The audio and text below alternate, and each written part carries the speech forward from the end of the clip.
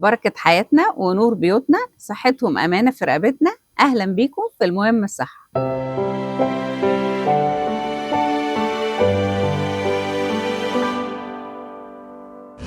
إزاي نخلّي العظام قوية وما يحصلش هشاشة؟ مهم جدا كبار السن ياكلوا أكل صحي متوازن عشان العظام تبقى قوية. ومهم جدا نركز على الأكل اللي فيه مادة الاستروجين أو اللي بيعلي هرمون الاستروجين، زي إيه مثلا؟ زي حليب الصويا، زي فول الصويا، زي اللوبيا، زي الفاصوليا. ده مهم برضو ناكل الأكل اللي فيه كالسيوم، زي الألبان، زي منتجات الألبان، زي كل الخضروات الورقية، زي الأسماك الدهنية.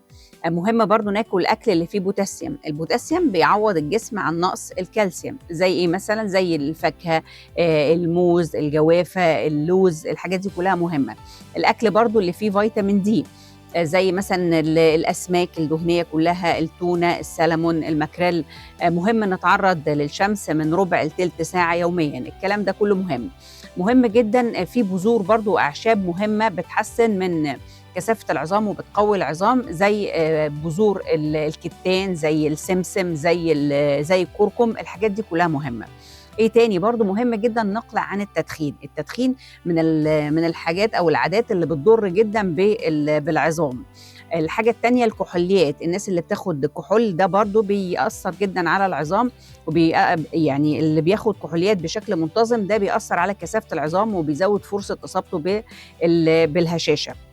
الحاجات التانية برضو القهوة، مع إن القهوة مفيدة، بس الإكثار من تناول القهوة أو الكافيين بشكل عام ده برضو بيضر العظام. فناخد بس فنجانين في اليوم، ده هيبقى مفيد جدا للعظام وصحة القلب، بس ما نزودش عن فنجانين في اليوم.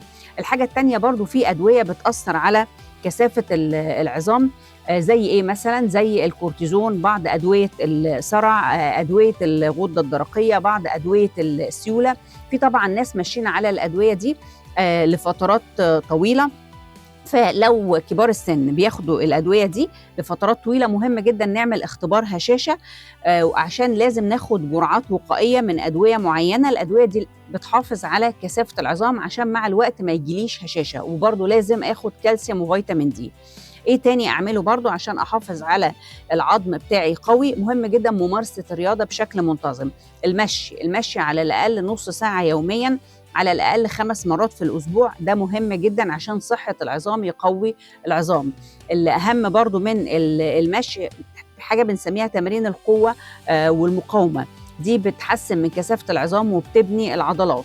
التمارين اللي احنا بنعملها في الجيم، ان انا اعمل تمارين ضد مقاومه. لو انا مش هقدر اروح الجيم، ممكن اشيل اوزان في البيت، ابتدي مثلا بكيلو 2 كيلو وازود بالتدريج. في اوزان برضو بتتحط في الرجل والعيان بيمشي بيها، ده ميزته ان بيحسن كثافه العظام وبيبني العضلات. الحاجات دي كلها مهمه. حاجه اخيره، مهم جدا اعمل اختبار هشاشه لكبار السن، للرجالة عند سن 70 والستات عند سن 65. ده مهم جدا. ليه؟ السن في حد ذاته عامل خطورة لحدوث هشاشة عظام. فحتى كبار السن لو ما بيشتكوش من أي حاجة، لازم نعمل اختبار هشاشة عند سن 65 للسيدات و70 للرجالة. ممكن أعمل في سن بدري عن كده لو هم عندهم أمراض مزمنة بتأثر على كثافة العظام، أو لو هم مثلا وقعوا اتكسروا في أي مرحلة عمرية، أو بياخدوا أدوية اللي أنا قلت لكم عليها دي اللي بتأثر على كثافة العظام. مهم جدا نحافظ على العظام، ان زي ما قلنا لو المسن حصل له هشاشه، ممكن طبعا اي وقعه بسيطه ممكن يقع ويتكسر ويحصل له طبعا مضاعفات كتير.